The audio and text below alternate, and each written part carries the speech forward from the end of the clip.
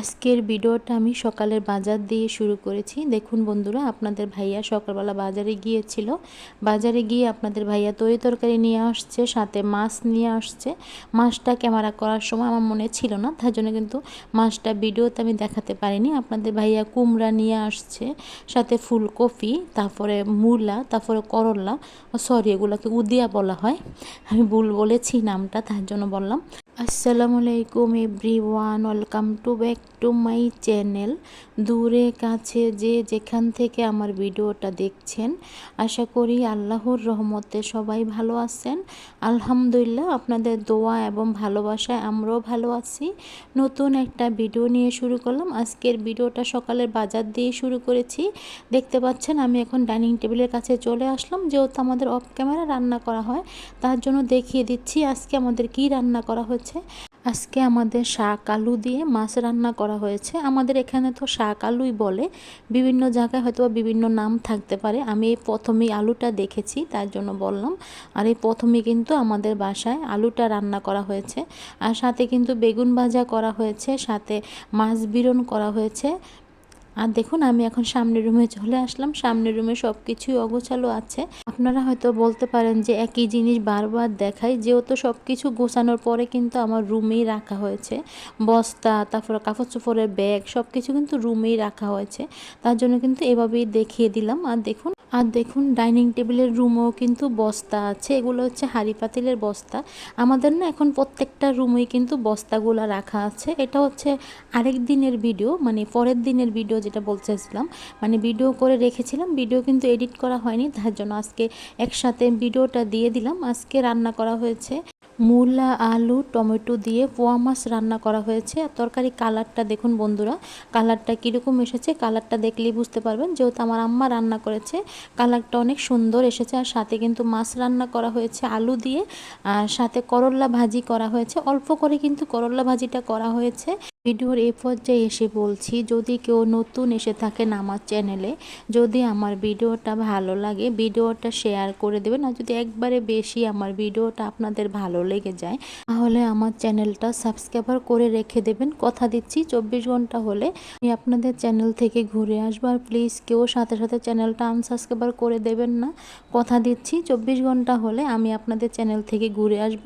আর দেখুন বন্ধুরা, যেদিকে যাই ওদিকেই খালি বস্তা, সব কিছু কিন্তু বস্তাতে ভরা আছে। মানে তার জন্য বললাম, যেহেতু বাসা চেঞ্জ করব, তার জন্য কিন্তু সব কিছু অগোছালো আছে। আপনাদের ভাইয়া এসে বাসায় যখন আসে, তখন কিন্তু আপনাদের ভাইয়া সব কিছু গুছিয়ে রেখে যায়। যেহেতু আপনাদের ভাইয়া একবারে আসতে পারে না, 2 দিনের জন্য বা 3 দিনের জন্য আসে, তার জন্য কিন্তু এভাবেই সব কিছু গুছিয়ে রেখে গেছে। মানে রুমগুলো একটু অগোছালোই থাকে, তার জন্য বললাম কথাটা আমি। বন্ধুরা, আমি তো এখন ভিডিওতে ভয়েসটা দিচ্ছি, আপনারা ভয়েসে বিভিন্ন শব্দ পেতে পারেন, বাইরে বাইরে শব্দ থাকতে পারে, চিল্লাপাল্লা শব্দ থাকতে পারে। প্লিজ আপনারা ক্ষমা সুন্দর দৃষ্টিতে দেখবেন, যেহেতু আমি এখন ভয়েসটা দিচ্ছি, তার জন্য বললাম। আর আমার কথায় যদি কোনো ভুল ত্রুটি হয়ে থাকে, তাহলে আপনারা ক্ষমা সুন্দর দৃষ্টিতে দেখবেন।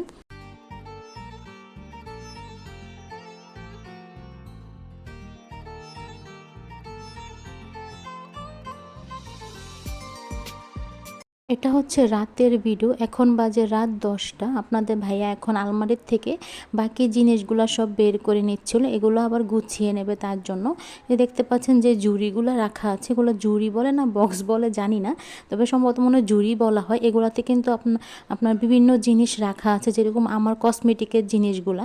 যেহেতু আমাদের কোনো ড্রেসিং টেবিল নেই, মানে আমাদের বাসায় কিন্তু ড্রেসিং টেবিল কিনা হয় না বা বানানো কিন্তু হয়নি, তার জন্য কিন্তু আমার কসমেটিক সব কিছু কিন্তু আলমারিতে রাখা হয়। ড্রেসিং টেবিল থাকলে হয়তো বা ড্রেসিং টেবিলে সাজিয়ে রাখতে পারতাম, বা আপনাদের সাথে ভিডিও করতে পারতাম ড্রেসিং টেবিল মানে সাজানো নিয়ে। যেহেতু ড্রেসিং টেবিল নেই, তার জন্য কিন্তু এভাবেই বক্সে করে, মানে ব্যান, তারপরে কসমেটিক সব কিছু রাখা হয়েছে। আর দেখুন একটা ঝুড়ির উপরে কিন্তু খাতা রাখা হয়েছে, ছোট খাতা। এই ছোট খাতাগুলো না আমি সেলাই করেছি, যখন অবসর সময় ছিলাম, ভালো লাগতো না, তখন কিন্তু মানে কাপড় কিনে, আপনাদের ভাইয়া আমাকে কাপড় কিনে দিয়েছিল মার্কেট মার্কেটে কিন্তু খাতার কাপড় কিনতে পাওয়া যায় গস কাপড় হিসাবে।